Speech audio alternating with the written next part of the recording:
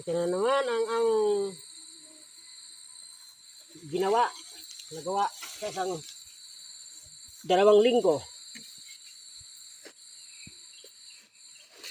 Ibibenta muna namin ito sa bayan. Kasi wala na kaming pambili ng budget sa bundok.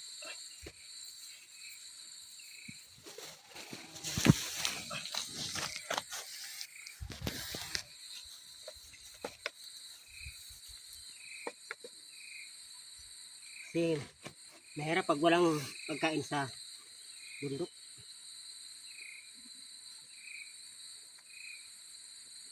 Bibili mo namin ito ng konsumo sa amin.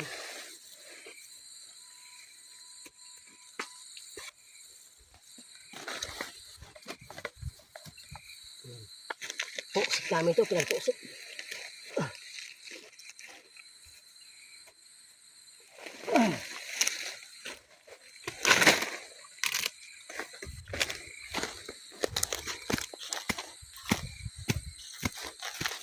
Yan o.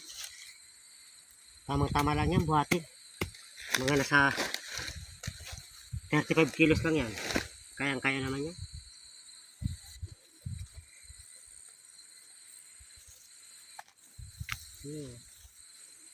Ang bubuhat nito medyo malakas naman.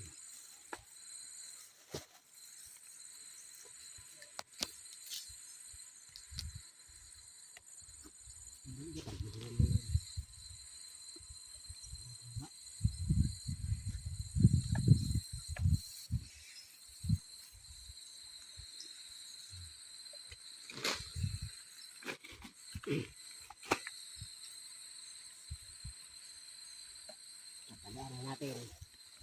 Gano'n lang yung pagtali. Simple lang. Para hindi na bigkas.